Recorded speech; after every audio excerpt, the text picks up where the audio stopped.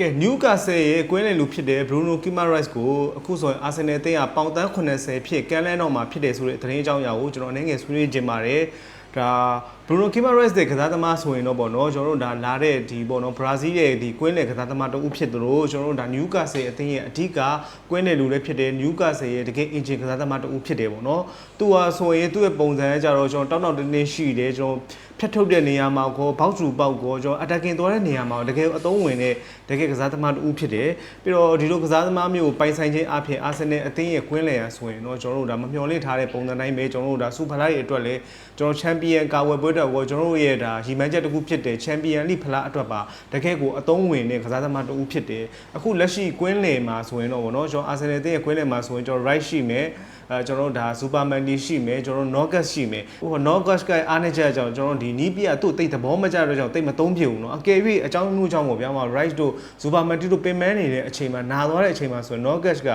အဲ့နေရာမှာဆော့ဖို့အတွက်ကသူနဲ့ကလုံးဝကို level ချင်းကွာနေဒါကြောင့်မို့လို့အခုဆိုရင် Bruno Guimaraes ရောက်လာခဲ့မယ်ဆိုရင် Arsenal အသင်းအတွက်ကဒီကွင်းလည်ရန်ဆိုရင်တော့ဘာမှကိုကြောက်စရာမလိုတဲ့ပုံစံဖြစ်သွားမယ်ဗျာကျွန်တော်တို့ဘာဖြစ်လို့လဲဆိုတော့သူတို့တွေတကယ်ကိုကွင်းလည်အဖြတ်ရည်ဒီကွင်းလည်ဘောက်ထူပေါက်နေရာမှာဆော့မယ်ဆိုရင် attacking နေရာမှာနံပါတ်10 row မှာဆိုရင်ကျွန်တော်တို့ဒါ ODCAS ကိုကောင်းအောင်ဆော့လို့ရမယ် A0 ဆော့လို့ရမယ်ကျွန်တော်တို့เนาะကျွန်တော်တို့စသည်အဖြစ်တခြားကစားသမားတွေလည်းကောင်းကောင်းဆော့လို့ရတဲ့ပုံစံဖြစ်တာပေါ့เนาะအဲ့ဒါမို့အကြောင်းမို့အတွက်တော့ဒီအခု Bruno Guimaraes ခေါ်ယူမှုဟာဆိုရင် Arsenal အသင်းအတွက်တကယ်ကိုအရေးကြီးခေါ်ယူမှုတစ်ခုဖြစ်တယ်။ကဲဒီအချိန်မှာဆို Arsenal အသင်းသာ Bruno Guimaraes ကိုရရှိသွားမယ်ဆိုရင် Arsenal အသင်းရဲ့ကွင်းလည်ဘက်ကတော်တော်ကြီးကိုကောင်းလဲပြီးတော့အသင်းတိုင်းကိုချိန်ချောက်နိုင်တဲ့ပုံစံဖြစ်တယ်။ဒီနေ့မှာဆိုလဲ Arsenal အသင်းဟာ easy clear လုံးလို့မရတော့ဘူး။ပထမတော့ကျွန်တော် Roger ဝယ်မယ်ဆိုပြီးအတန်တွေလွှင့်ခဲ့နောက်ဆုံးတော့ Roger တော့တချယ်စီအသင်းကိုပြောင်းရွှေ့သွားခဲ့ဒါကြောင့်မို့လို့ဒီနေရာမှာကျွန်တော်လက်ဦးမှုရယူဖို့လိုအပ်နေပြီပေါ့အခုဆိုရင်တော့ Arsenal အသင်းရပေါ့နော်ဒါပေါင်တန်း80နဲ့ Newcastle ကိုဒါပြီးစပြီးတော့ Bruno Guimaraes ဒါကန်လန်းလိုက်ပြီဖြစ်တယ် Newcastle အသင်းကဒါကိုစဉ်းစားပေးဖို့အတွက်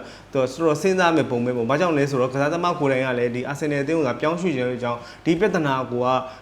ဒီ Newcastle အတွက်ကဒီတန်း80ကိုကင်ပြီးတော့ပဲနောက်ထပ်ကစားသမားကိုရှာတင်တယ်လို့ကျွန်တော်အနေနဲ့မြင်တယ် Arsenal အသင်းအတွက်ဒါတကယ်ရောက်ရှိသွားခဲ့မယ်ဆို Arsenal အသင်းကလုံးဝရွှေပဲ Arsenal အသင်းကအခုလက်ရှိမှာအကောင်းဆုံးပုံစံနဲ့အကောင်းဆုံးငွေကြီးတွေနဲ့အကောင်းဆုံးကစားသမားတွေထပ်ပြီးတော့ခေါ်လိုက်မယ်ဆို Arsenal အသင်းနောက်တစ်နှစ်မှာလည်း Premier League Champion ဖြစ်သလို Arsenal အသင်းရဲ့ရီမန်းချက်တစ်ခုဖြစ်တဲ့ Champion လို့လည်းပိုင်ဆိုင်သွားမှာဖြစ်ပါတယ်ကဲ